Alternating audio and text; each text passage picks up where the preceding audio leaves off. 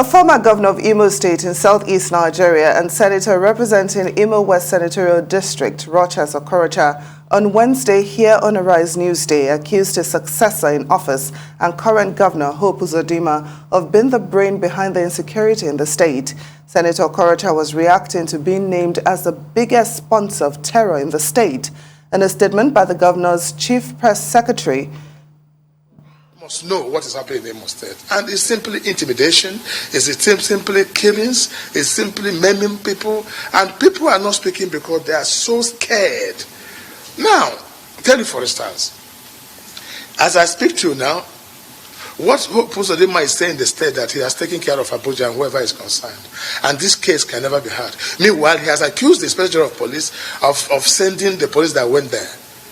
Now, he's accused the Inspector of Police of paying for the private jet that took Uche Nwosu. That's what he's telling the people here. But when he goes to Abuja now, I don't know what he says to them, and they seem to believe him, but they must hear him out. And I've taken it as a word of honor that this matter will not stop until the whole world hears about what is happening in Imo State. How can a governor say he doesn't have his CSO? Go and check the record. He has a CSO called Shaba. And Shaba right now is with the police. He's been in police custody for 4 days. Why can't he even make the pronouncement yesterday and say, my CSO did this? Even the Banga is an SA to the government. So he has a way, this embargo he formed there is to hire some criminals who he used to maim people. So they keep killing. This is fact. Where is Shaba? At least you can call the Inspector General of Police a wonderful man, a great man. If not for the Inspector General of Police we have now, this story would have been dead on arrival. He saw the governor rose to go and meet the president. What did he go there for? That's the start he started. But I know President Buhari, whom I know cannot support evil. So this story must expose everybody, and the nation will know this world will know who is the killer. And whoever emerges in this case is the person who killed Gulag, is the person who killed those 140 people, and it's the person causing the whole mayhem in Imo State. Wherever this gentleman has gone, has caused crisis. Since after the Anambra election, have you had any killing? Since even the 26th thing that happened now after abducting Uche, and those strike force being arrested by Abuja now, have you heard about anything? This man is painting the image of army, image of police, image of Buhari, painting them bad. And he comes here and tells a different thing. This man, the world must know. It's not about me. This is like diversionary.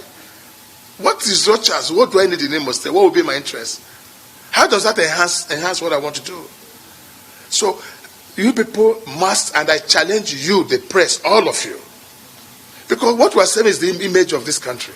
By now, both American embassy, Chinese embassy, all the embassies in the world, and Human Rights International should hear about this matter. But we're keeping the image of our country low so that nobody hears about this matter. But we're asking you people to address this issue. And I hope IG, this great man, that I think has been on this matter, will now make a press conference. And it will bring, if you don't hear that Hope Uzodinma was responsible for the abduction of Uche and setting up a strike force, then never you believe me again.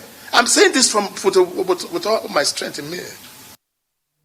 To respond to some of the issues raised by Senator Okorocha on Wednesday, we now have with us the Imo State Commissioner for Information, Declan Emelumba. Welcome to Newsday. Well, you've heard... Thank you very much for having me. Yes, you've heard all what Senator Okorocha said here on Arise Newsday. We would like to have your reaction to that. Well, thank you very much again for having me. I want to start by saying that it's very unfortunate, really very unfortunate, that a man who has had the privilege of governing this state for 8 years could descend to such a low, very low and nauseating gutter level. Everything he said there, not one of them is the truth. He is accusing somebody of lying, but I think his middle name should be lie itself, because he has not said any single truth. First of all, he's talking about that the police IG should address a press conference, and if he doesn't name my governor as the man behind the insecurity in the state, and if he doesn't name him as the person who abducted Uche Nwosu, that people should never believe him again. And you ask yourself, is he working with the Inspector General of Police? So how did he have all this information? Is he now the police public relations spokesman? So he is just trying to do a lot of diversionary things, because since this Uchemosu was arrested, the man has been paranoid, and he asks himself, why is it so? The reason is simple, because he suspects and knows that maybe the reality is closing in on him, and sooner than later, he will be exposed. Now, I want to get the facts straight. First of all, he's talking about killings, and so on. I want you to find out from him what happened to his principal secretary, Heku Abaso, when he was governor.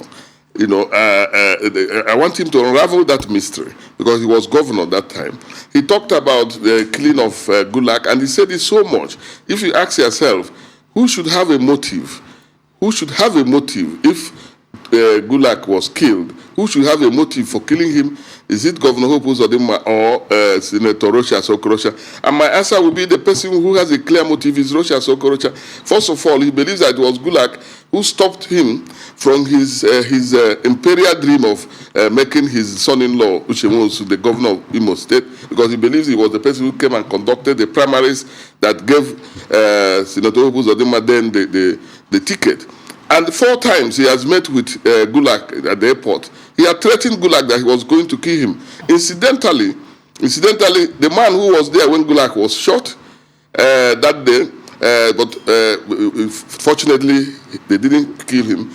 He has given statements to the police, and he was also with Gulag the 4 times that Okorocha confronted him and said he was going to kill him.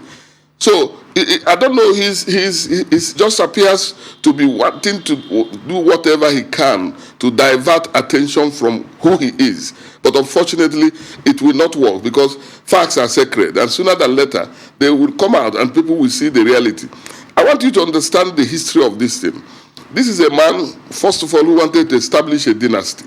He wanted Uchemosu, his son-in-law, who, by the way, became his son-in-law and shot into a very unusual prominence, because as of 2010, this same Uchemosu failed an examination for recruitment into Imo Civil Service. By 2010, when Chief Ikedo Hakim was there, he was an applicant. He wrote exam for recruitment into the 10,000 jobs that was created in the civil service. And he failed, so he wasn't recruited. By 2011, when Okorocha became governor, then by an domestic accident that made him to marry the daughter, he now became such a celebrity. So he wanted to hand over to him, and this thing was truncated, because what he wanted was to establish a dynasty that after Uchemosu, then his son would have become matured enough to be governor. So he would hand over to him. Now, because that failed, I think why the grounds he has against distinguished Senator Uzodinma, the governor of Imo State, is that he stopped him practically from executing or implementing that dynastic ambition. And having done that, he has also stopped him from holding on to the gargantuous loot that he made out of Imo State. He looted Imo State dry, like I said. The white paper set up by the government of Emeka Ihedioha on Judicial Commission on land and land-related papers. The white paper that came out from there recommended that he was to return 894 plots that he took forcefully from Imo people and from government. 894 plots, one man took from Imo people, in addition to 200 and something property that he acquired, landed property, illegally. Now, you ask yourself, we have had 4 governors since this inception. We have had Udenwa, we have had Hakim, we have had him, we have had Emeka Ihedioha before the present governor. If each governor had been taking that quantum of land, then I don't know whether Imo State will still have any land. Whether by now people in the villages wouldn't have been driven away. So the present governor stopped him and started recovering those things. In November, I remember in November 2021, when the first phase of the recovery of this looted land from people was implemented, the governor promised that that was the first phase, other phases will come. And then the properties he took are also being recovered from him, including the K-owned, by the way, university, which, by the way, he built with 40 billion of Imo people's money. Now, how do you expect a man who now sees that with a government that is determined to ensure that people's property looted and stolen, in fact, from them by him are returned, how do you expect him to be happy with him? How do you expect him to support him? So his grounds is that Uche Nwosu did not become governor as he had planned, and it was almost working for him, if not for divine intervention through distinguished Senator Hope. Absolutely. Yes. So I would like to jump in here. You've given us... Yes. I would expect him to be happy. And that is part of the problem. That's part of the reason why he's trumping up. In as much as you've given some very interesting information, I still want to go back to the issue of security in Imo State. One of the things that Rochas talked about when we interviewed him, he talked about the allegation that the governor has a security outfit codenamed Hopism Security Forces, HSF. So I wanted to gauge your reaction to that with regards to him saying that HSF masterminded a lot of several killings in Imo State with the likes of Ebubeago and co. How do you react to that? Well, I think the thing is a straightforward thing. You know, this is a man who, from all indications, is a stranger to the truth. He doesn't understand what the truth means. So he's a stranger. So for him, he fabricates anything. Now, the question you ask is this. If indeed there was such an outfit that he is aware of, and he claimed that soldiers are part of the outfit without the authority of the Chief of Army Staff, Air Force are part of it without the authority of Chief of Air Staff and police and so on. What has he done, or what did he do? Did he need to wait until accusing fingers started circulating around him before he now begins to talk about? At any rate, is addressing a press conference. Is that the place to do this type of, to lay this complaint? He claims to know the IG of police. He knows everybody.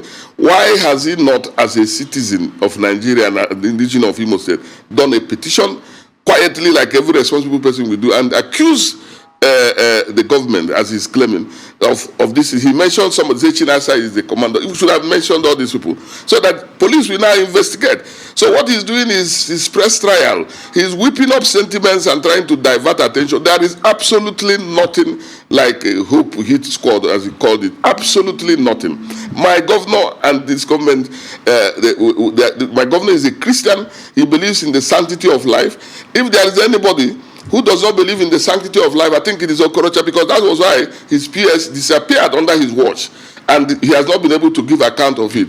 Another person, a protocol officer in his government, also disappeared suspiciously. And he should examine his hands very well to see if they are not stained with blood. So, because, you know, in Igbo land, they say it is a market that somebody goes to that he knows when it resumes. So he's in the area he's familiar with. That's why he can talk of hit squad and so on. There is absolutely no truth in that. There's no such hit squad. And if he has his facts, please let him present it to the appropriate authorities. Let him not come to the press to play to the gallery and attract unnecessary sentiment. In light, you know, allow me to interrupt you and ask you, in light of all these allegations and all of this, all of these receipts, so to speak, that you've been giving us over the last couple of minutes, what is the way forward? Will the government of Imo State be formally charging Uche Nwosu and Rochas Okorocha? Because for right now, it seems like just allegations.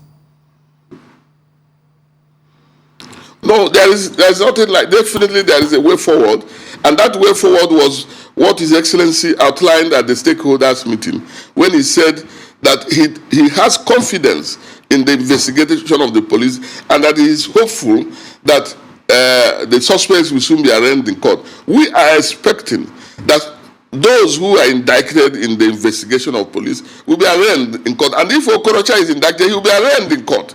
If Uche Nwosu is indicted, he will be arraigned in court, and any other person for that matter. So playing to the gallery or whipping up sentiments will not solve the problem. You see a situation, for instance, where the police came out openly to say, we arrested Uche Nwosu. It is not an abduction. And we are making this statement to clear the air that it's not an abduction. He is still referring to it as an abduction. What an absurdity it is that. That shows he doesn't want to face reality. He knows why he's sticking to lies to whip up unnecessary sentiment. When he was talking on the program yesterday, he said that the governor set up a panel. The governor announced he set up a panel to probe contracts in Imo State. If you watch that program, you will see that the governor never said that. The governor said the previous administration before his own, that's the immediate past administration, that is the administration of Mekin Hedioha. set up 2 judicial commissions of inquiry, one on land-related matters and one on contract. And that the report of that one will soon be ready. So the governor never said he was going to set up any panel. But he said it 3 times. I heard him 3 times that he said he set up a panel to probe contracts. Is it not laughable?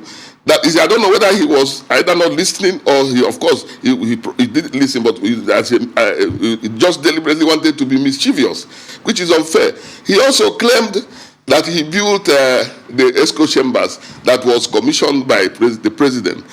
And we have footage and evidence of how this building was started from the scratch to finish, which was why the president commissioned it. And by the way, he's indicting the president because he's trying to give the impression that the president doesn't investigate projects, he goes to commission. You just call him, he comes to commission a project. It's not true. There is every evidence, and he's lying about it. He said that Akachi Road that we commissioned, that he built it. That road was awarded by Emeka Ihedioha within his 7 months in office and paid 15% of the contract sum as mobilization. We came and adopted it, completed the payment, and completed the road. And that was why it was commissioned. So if the road was there, that he built it, why did the Emeka Ihedioha's administration commission it?